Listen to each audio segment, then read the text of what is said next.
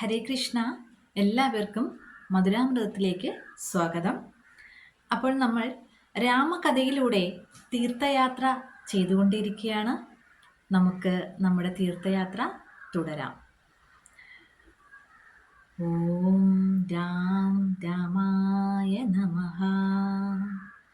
ഓം രാം രാമായ നമഃ. ഓം രാം രാമായ നമഃ.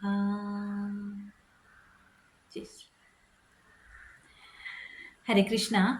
അപ്പോൾ നമ്മൾ കഴിഞ്ഞ ദിവസം കണ്ടത് മന്ത്രി സുമന്ത്രരെ വിട്ട് തൻ്റെ കൊട്ടാരത്തിലേക്ക് ശ്രീരാമചന്ദ്രനെ ദശരഥ പിതാവ് വിളിപ്പിച്ചതാണ്. അപ്പോൾ ശ്രീരാമൻ അവിടെ എത്തിയപ്പോൾ കണ്ട കാഴ്ച എന്ന് പറയുന്നത് വളരെയധികം ദുഃഖിതനായി തലപോലും നിവർത്തി തൻ്റെ മുഖത്തേക്ക് നോക്കാനാകാതെ കുമ്പിട്ടിരിക്കുന്ന പിതാവിനെയാണ്.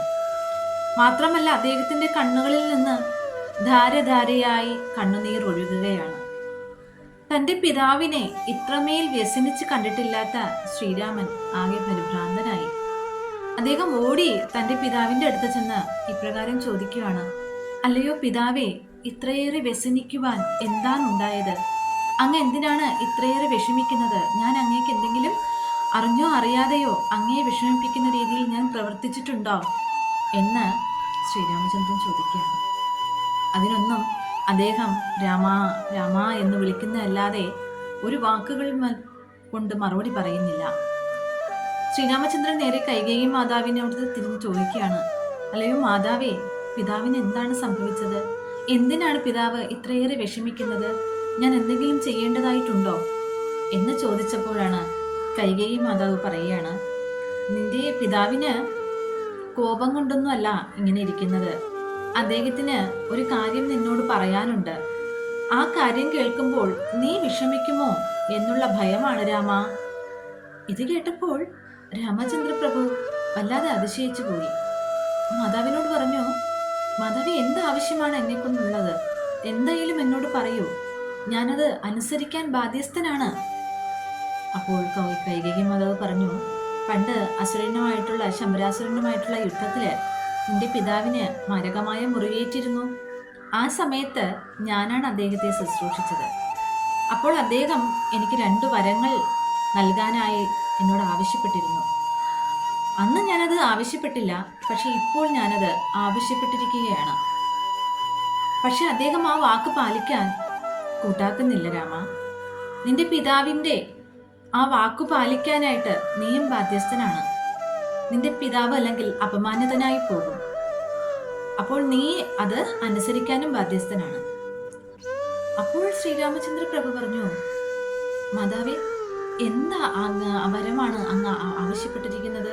അത് എന്ത് തന്നെയായിരുന്നാലും എന്നോട് പറയൂ, ഞാനത് ഞാൻ അനുസരിക്കാം. എന്നെ വിശ്വസിക്കൂ മാതാവേ. പിതാവിൻ്റെ സന്തോഷത്തിന് വേണ്ടിയും മാതാവിൻ്റെ സന്തോഷത്തിന് വേണ്ടിയും ഞാൻ എന്തും ചെയ്ത എന്ന് പറഞ്ഞു.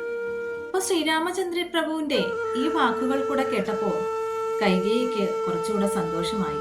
എന്തായാലും രാമന്റെ ഭാഗത്ത് നിന്ന് എതിർപ്പൊന്നും ഉണ്ടാകുന്നില്ല എന്ന് മനസ്സിലാക്കിയ കൈകേയി ആ വരങ്ങൾ പറയുകയാണ്: ഞാൻ ഇപ്പോൾ ആവശ്യപ്പെട്ടിരിക്കുന്ന 2 വരങ്ങൾ, ഒന്ന്, എൻ്റെ മകൻ ഭരതനെ രാജാവായി വാഴിക്കണം. 2, നീ വനവാസത്തിന് പോകണം 14 വർഷം. മരൂരിയും മാൻതോലും അണിഞ്ഞ് വനത്തിൽ ജീവിക്കണം. ഇതാണ് എൻ്റെ വരം. ഇത് ആവശ്യപ്പെട്ടപ്പോൾ അദ്ദേഹം ആ വാക്ക് പാലിക്കാൻ കൂട്ടാക്കുന്നില്ല. ഇത് കേട്ടപ്പോൾ ശ്രീരാമചന്ദ്രനെ പ്രത്യേകിച്ച് ദുഃഖമോ കോപമോ ഒന്നും ഉണ്ടായില്ല. അദ്ദേഹം സന്തോഷത്തോടു കൂടി പറഞ്ഞു: മാതാവേ, ഇതാണോ കാര്യം? ഞാൻ അത് എപ്പോഴേ അനുസരിക്കാൻ തയ്യാറാണ്. ഇന്ന് തന്നെ ഞാൻ വനത്തിലേക്ക് ഞാൻ പോകാം. എത്രയും പെട്ടെന്ന് ഭരതനെ ഇവിടേക്ക് കൂട്ടിക്കൊണ്ടുവരാൻ ദൂതന്മാരെ ഒന്ന് അയച്ചാലും. അപ്പോൾ കൈകേയിക്ക് വളരെ സന്തോഷമായി. അവർ അപ്പോൾ തന്നെ ദൂതന്മാരോട് പറയുകയാണ്: എത്രയും പെട്ടെന്ന് പോയി എൻ്റെ മകൻ ഭരതനെ ഇവിടേക്ക് കൂട്ടിക്കൊണ്ടുവരൂ എന്ന് പറയുന്നു. ദശരഥ മഹാരാജാവ് വളരെയധികം വിഷമിച്ചുകൊണ്ട് എനിക്കിത് സഹിക്കാൻ കഴിയുന്നില്ല രാമ എന്ന് പറഞ്ഞ് പൊട്ടി പൊട്ടി കരയുകയാണ് ചെയ്യുന്നത്. അപ്പോൾ ശ്രീരാമചന്ദ്ര പ്രഭു ഇപ്രകാരം പറഞ്ഞു: അത്യാഗ്രഹത്തിനും ആസക്തിക്കും അടിമപ്പെട്ട് ഈ ലോകത്തിൽ ജീവിക്കുവാൻ ഞാൻ ആഗ്രഹിക്കുന്നില്ല പിതാവേ. ഞാൻ ഋഷിമാരുടെ പാത, ധർമ്മത്തിന്റെ പാത, ഋഷിമാരുടെ പാത അത് പിന്തുടരുന്നവനാണ്. അതുകൊണ്ട് ഞാൻ സന്തോഷപൂർവ്വം പോവുകയാണ് വനത്തിലേക്ക്. അങ്ങ് ഒന്നുകൊണ്ടും വിഷമിക്കരുത്. ഈ വിഷമം താൽക്കാലികം മാത്രമാണ്.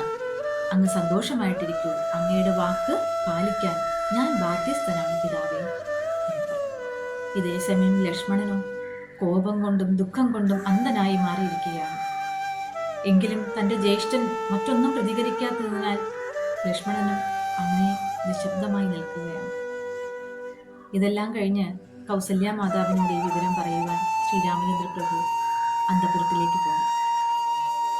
തൻ്റെ മകനെ കണ്ടപ്പോൾ കൗസല്യാദേവിക്ക് വളരെ സന്തോഷമായി. ഓടി വന്ന് കെട്ടിപ്പിടിച്ച് ചുംബനം കൊണ്ട് പൊതിഞ്ഞിട്ട് പറഞ്ഞു, അല്ലയോ മകനെ രാമ, അമ്മയ്ക്ക് ഒരുപാട് സന്തോഷമുള്ളൊരു ദിവസമാണിന്ന്. എൻ്റെ മകൻ്റെ പട്ടാഭിഷേകം കാണുവാനുള്ള ഭാഗ്യം ഈ അമ്മയ്ക്ക് ഉണ്ടായിരിക്കുകയാണ്. ഇന്ന് നല്ലൊരു ദിവസമാണ്. അമ്മ വളരെയധികം സന്തോഷത്തിലാണ് എന്നൊക്കെ ആ മാതാവ് സന്തോഷം കൊണ്ടിങ്ങനെ പറയുകയാണ്. അപ്പോഴാണ് ശ്രീരാമചന്ദ്രൻ പറയുകയാണ്, അല്ലയോ മാതാവേ, ഞാൻ ഇനി പറയാൻ പോകുന്ന കാര്യം കേട്ടിട്ട് അമ്മ വിഷമിക്കരുത്. എന്തെന്നാൽ കൈകേയി മാതാവിന് പിതാവ് പണ്ട് 2 വരങ്ങൾ നൽകിയിട്ടുണ്ടായിരുന്നു. അത് മാതാവ് ഇപ്പോഴാണ് ആവശ്യപ്പെട്ടിരിക്കുന്നത്. മാതാവിൻ്റെ ആവശ്യം ഒന്ന്, ഭരതനെ രാജാവായി വാഴിക്കണമെന്നും രണ്ടാമത്തേത് ഞാൻ 14 വർഷം വനവാസത്തിനായി പോകണമെന്നതുമാണ്. ഞാനതിന് അമ്മയോട് യാത്ര ചോദിക്കാനാണ് വന്നത്. ഇത് കേട്ട് കൗസല്യ മാതാവ് ബോധരഹിതയായി നിലവിളിച്ചു. അമ്മയെ കോരിയെടുത്തുകൊണ്ട് ശ്രീരാമചന്ദ്ര പ്രഭു ഇപ്രകാരം പറഞ്ഞു, അമ്മ ഒട്ടും സങ്കടപ്പെടരുത്. പിതാവിൻ്റെ വാക്കുകൾ അനുസരിക്കാൻ ഒരു പുത്രൻ ബാധ്യസ്ഥനാണ്. അത് പുത്രധർമ്മമാണ്. മാതാവ് അത് മനസ്സിലാക്കണം. ഇങ്ങനെ വിഷമിക്കരുത്. ഞാൻ 14 വർഷം കഴിഞ്ഞ് തിരിച്ചിവിടെ വരും. അപ്പോൾ അമ്മ അച്ഛനെ സേവിച്ച് ഇവിടെ എന്നെ സ്വീകരിക്കാൻ സന്തോഷവതിയായി ഉണ്ടായിരിക്കണം എന്നൊക്കെ പറഞ്ഞപ്പോൾ കൗസല്യ മാതാവ് സമ്മതിച്ചില്ല. നീ പിതാവിൻ്റെ വാക്കുകൾ മാത്രമല്ല അനുസരിക്കാൻ ബാധ്യസ്ഥനായിട്ടുള്ളത്, മാതാവിൻ്റെയും വാക്കുകൾ അനുസരിക്കണം. പുത്ര രാമ, നീ അമ്മയെ വിട്ട് എങ്ങോട്ടും പോകരുത്. നീ ഈ കൊട്ടാരത്തിൽ മാതാവിനെ ശുശ്രൂഷിച്ച് ഇവിടെ തന്നെ ഉണ്ടായിരിക്കണം. ഇല്ലെങ്കിൽ നിന്നെ കാണാതെ ഞാൻ ഹൃദയം പൊട്ടി മരിച്ചു പോകും. ജലപാനം ചെയ്യാതെ ഞാൻ എൻ്റെ ശരീരം വെടിയും. മകനെ, നീ അമ്മയെ ഉപേക്ഷിച്ച് എങ്ങോട്ടും പോകരുത് എന്ന് പറഞ്ഞ ആ മാതാവ് പൊട്ടി പൊട്ടി കരയുകയാണ് ഉണ്ടായത്. ഇത് കേട്ടപ്പോൾ ലക്ഷ്മണനും വിഷമം സഹിക്കാൻ കഴിഞ്ഞില്ല. ആ കോപവും ആ സങ്കടവും എല്ലാം കൂടെ ഇങ്ങ് പുറത്തേക്ക് വരികയാണ്. ജ്യേഷ്ഠ, അങ്ങിതെന്ത് ഭാവിച്ചാണ് ഇങ്ങനെ ഒരു ആജ്ഞ അനുസരിക്കാൻ നിൽക്കുന്നത്? കാമാന്തനായ നമ്മുടെ പിതാവ് വൃദ്ധനാണ്, ബുദ്ധി നഷ്ടപ്പെട്ടിരിക്കുന്നു. എന്താണോ ചെയ്യാൻ പാടില്ലാത്തത് എന്ന് തിരിച്ചറിയാൻ കഴിയാത്ത പിതാവ് രാജാവിനെ, ഗുരുവിനെയും തിരസ്കരിക്കണം. അങ്ങ് വനവാസത്തിന് വേണ്ടി പോകരുത്. അങ്ങയുടെ പട്ടാഭിഷേകം ഞാൻ ഇന്ന് ഞാൻ നടത്തും. അതിനുവേണ്ടി ദശരഥ മഹാരാജാവിനെ വധിക്കണമെങ്കിൽ ഞാൻ അതും ചെയ്യും. അല്ല, മറ്റാരോടെങ്കിലും യുദ്ധം ചെയ്യണമെങ്കിൽ ഞാൻ ആ യുദ്ധം ചെയ്തിട്ടായാലും അങ്ങയെ ഈ രാജ്യത്തിൻ്റെ കിരീടാവകാശിയായി വാഴിക്കും എന്ന് പറഞ്ഞുകൊണ്ട് ലക്ഷ്മണൻ വളരെയധികം കോപത്തോടുകൂടി പൊട്ടിത്തെറിക്കുകയാണ്. എന്നിട്ട് രാമനോട് ഇപ്രകാരം കൂടെ പറയുകയാണ്, അങ്ങ് ഇങ്ങനെ ആയി പോകരുത്. ഒരു ക്ഷത്രിയൻ്റെ ശൗര്യവും വീരവും കാണിക്കേണ്ട സമയമാണ്. ഇങ്ങനെ ആരെങ്കിലും ബുദ്ധിമോശം വന്ന് വിളിച്ചു പറയുന്നത് അനുസരിക്കുകയല്ല വേണ്ടത്. കൈകേയി മാതാവിൻ്റെ അത്യാഗ്രഹമാണ് ഇതിന് പുറകിൽ. അതിന് പിതാവിനെ ബലിയാടാക്കുകയാണ് ചെയ്തത്. ഇതനുസരിക്കാൻ പാടില്ല ജ്യേഷ്ഠ. ഞാനിത് അനുവദിക്കില്ല. ഒരിക്കലും ഭരതനെ രാജാവായി വാഴിക്കാൻ ഞാൻ അനുവദിക്കില്ല എന്നൊക്കെ പറഞ്ഞ് ലക്ഷ്മണൻ ഇങ്ങനെ വളരെ വളരെ കോപാകുലനായിട്ട് സംസാരിക്കുകയാണ്. അപ്പോഴും രാമചന്ദ്രപ്രഭു വളരെയധികം സമാധാനപൂർവ്വം ലക്ഷ്മണനോട് പറയുകയാണ്, അല്ലയോ അനുജ, നിന്റെ ഈ കോപം സർവനാശത്തിനുള്ളതാണ്. കോപം നീ അടക്കണം. ഒരിക്കലും സർവനാശത്തിനുള്ള കോപത്തിന് നീ അടിമയായി പോകരുത്. പിതാവിൻ്റെ വാക്ക് പാലിക്കേണ്ടത് പുത്രധർമ്മമാണ്. നീ നോക്കൂ, ജമദഗ്നി മഹർഷിയുടെ ആജ്ഞ തൻ്റെ ഭാര്യയെയും പരശുരാമൻ്റെ മാതാവുമായിരുന്ന രേണുകാദേവിയെ വധിക്കുക എന്നുള്ളതായിരുന്നു. പരശുരാമൻ അത് ചെയ്തില്ലേ? അതുകൊണ്ട് തന്നെ പിതാവിൻ്റെ വാക്കുകൾ അനുസരിക്കാൻ ഒരു പുത്രൻ എപ്പോഴും ബാധ്യസ്ഥനായിരിക്കണം എന്നൊക്കെ പറഞ്ഞ് അനുജനെ സമാധാനിപ്പിക്കുകയാണ്. അപ്പോൾ കൗസല്യ മാതാവിന് മനസ്സിലായി തൻ്റെ മകനെ തടഞ്ഞു നിർത്താൻ സാധിക്കുകയില്ല. ഉറച്ച തീരുമാനത്തിലാണ് ശ്രീരാമചന്ദ്രൻ. അതുകൊണ്ട് ഇനി അടുത്ത അടിയെന്നോണം മാതാവ് പറയുകയാണ്, അല്ലയോ രാമ, വനവാസത്തിന് പോകുമ്പോൾ ഞാനും വരുന്നുണ്ട് കൂടെ. നിന്നെ ഉപേക്ഷിച്ച് ഞാനിവിടെ ഒരിക്കലും നിൽക്കുകയില്ല. നിന്നെ കാണാതെ ഈ മാതാവിന് ജീവിക്കാൻ സാധ്യമല്ല പുത്ര. നീ ഈ മാതാവിനെയും കൂടെ കൊണ്ടുപോകൂ. എൻ്റെ അന്ത്യം നിന്റെ അരികിലായിരിക്കണം. ഈ കൊട്ടാരത്തിൽ നിന്നെ കാണാതെ, ജലപാനം ചെയ്യാതെ, നിന്നെ ഓർത്തോർത്തോർത്ത് ഹൃദയം പൊട്ടി മരിക്കാം ഞാൻ. അമ്മയെ എങ്ങനെ ഉപേക്ഷിച്ച് പോകരുതേ മകനെ എന്നെല്ലാം കൗസല്യ മാതാവ് പൊട്ടി പൊട്ടി കരഞ്ഞുകൊണ്ട് ശ്രീരാമചന്ദ്രനോട് പറയുകയാണ്. അപ്പോഴും ശ്രീരാമചന്ദ്രൻ മാതാവിനെയും ആശ്വസിപ്പിക്കുന്നുണ്ട്. അല്ലയോ അമ്മ, മാതാവേ, ഈ ഒരു സമയത്ത് പിതാവ് വളരെ ദുഃഖിതനാണ്. എപ്പോഴും തൻ്റെ പതിയുടെ ഏതൊരവസ്ഥയിലും താങ്ങായും തണലായും സേവിച്ചും സന്തോഷിപ്പിച്ചും കൂടെ കഴിയുക എന്നുള്ളതാണ് ഒരു പത്നിയുടെ ധർമ്മം. ആ ധർമ്മം പാലിക്കാത്തവൾ പാപിയാണ്. അതിൽ പരാജയപ്പെടാൻ പാടില്ല. എൻ്റെ മാതാവ് എൻ്റെ പിതാവിനെ ശുശ്രൂഷിച്ച് പിതാവിൻ്റെ സന്തോഷത്തിനായി ഇവിടെ തന്നെ കഴിയണം, പിതാവിനെ സേവിക്കണം എന്നൊക്കെ പറഞ്ഞ് ശ്രീരാമചന്ദ്രൻ മാതാവിനെയും പിന്തിരിപ്പിക്കുകയാണ് ചെയ്യുന്നത്. ഒടുവിൽ അവർക്ക് മനസ്സിലായി ശ്രീരാമചന്ദ്രൻ എന്താണോ തീരുമാനിച്ചത് അത് മാത്രമേ നടക്കുകയുള്ളൂ എന്നുള്ളതാണ്. അപ്പോൾ ഒടുവിൽ പൊട്ടിക്കരഞ്ഞുകൊണ്ട് കൗസല്യ മാതാവിന് അത് അനുവദിക്കേണ്ടി വന്നു എന്നുള്ളതാണ്. പിന്നെ അവരുടെ പ്രാർത്ഥന ഈ രാജകീയ സുഖങ്ങളൊക്കെ വെടിഞ്ഞ് കാട്ടിൽ കഴിയുന്ന ശ്രീരാമചന്ദ്രനുള്ള എല്ലാ അനുഗ്രഹങ്ങളും കൊടുക്കുക എന്നുള്ളതാണ്. അതായത് മറ്റൊരു ആപത്തും സംഭവിക്കാതെ കാത്തുകൊള്ളാൻ എല്ലാ ദേവീദേവന്മാരോടും പ്രാർത്ഥിക്കുകയാണ് ആ മാതാവ് ചെയ്യുന്നത്. ഇനി അടുത്ത ഒരു കടമ എന്ന് പറയുന്നത് തൻ്റെ പത്നിയായ സീതാദേവിയോട് യാത്ര ചോദിക്കുക എന്നുള്ളതാണ്. ആ സീതാദേവിയോട് യാത്ര ചോദിക്കാനായിട്ട് ശ്രീരാമചന്ദ്രൻ ദേവിയുടെ അന്തഃപുരത്തിലേക്ക് പോവുകയാണ് ചെയ്യുന്നത്. ആ ഭാഗം നമുക്ക് മറ്റൊരു അവസരത്തിൽ കേൾക്കാം.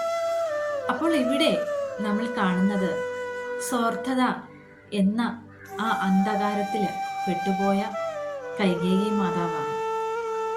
തൻ്റെ സ്വാർത്ഥമായ താല്പര്യം നടപ്പിലാക്കാൻ വേണ്ടി എത്രയോ പേരെ വേദനിപ്പിച്ചു എന്നുള്ളതാണ്. തന്നെ സ്നേഹിക്കുന്ന, തനിക്ക് ചുറ്റും നിൽക്കുന്ന ഒരുപാട് പേരെ വെറുപ്പിച്ചുകൊണ്ട് തൻ്റെ ഇഷ്ടം നടപ്പിലാക്കാൻ, അതായത് സ്വാർത്ഥ താല്പര്യം നടപ്പിലാക്കാൻ വെമ്പൽ കൊള്ളുന്ന കൈകേയി മാതാവ്. എപ്പോഴും ഓർക്കുക, ആ സ്വാർത്ഥ താല്പര്യങ്ങൾക്കായി ബന്ധുക്കളെയും സുഹൃത്തുക്കളെയും മറ്റുള്ള ചേർന്ന് നിൽക്കുന്ന മറ്റുള്ളവരെയും തള്ളിപ്പറയുമ്പോൾ അല്ലെങ്കിൽ വേണ്ടെന്ന് വെച്ച് ഉപേക്ഷിക്കുമ്പോൾ നമുക്ക് നഷ്ടപ്പെടുന്നത് സർവ്വതുമാണ്. ആ സ്വാർത്ഥമായ താല്പര്യം എന്നാൽ അധിക നാൾ നമുക്ക് ഉണ്ടാവുകയുമില്ല. അത് നമ്മളിൽ നിന്ന് നഷ്ടപ്പെടുക തന്നെ ചെയ്യും. കാരണം നേരായ മാർഗത്തിൽ കൂടെ അല്ല അത് നമ്മൾ സാധിക്കുന്നത്. അപ്പോൾ കൈകേയി മാതാവിനും ഇവിടെ അനുഭവപ്പെട്ടത് അത് തന്നെയാണ്. തൻ്റെ പുത്രൻ ഉൾപ്പെടെ, തൻ്റെ പതി ഉൾപ്പെടെ എല്ലാവരും തന്നെ തള്ളിപ്പറയുകയാണ് ഉണ്ടായത്. എന്തിനു വേണ്ടിയിട്ടാണോ താൻ ഇതൊക്കെ ചെയ്തു കൂട്ടിയത്, തൻ്റെ പുത്രൻ അതിന് സമ്മതിച്ചില്ല എന്നുള്ളതാണ്. അത് നമുക്ക് വരും ദിവസങ്ങളിൽ അത് നേരിട്ട് അറിയാൻ കഴിയും. അപ്പോൾ മറ്റൊരു ദിവസം ഇതിൻ്റെ ബാക്കി ഭാഗവുമായി വരാം. ഹരേ കൃഷ്ണ.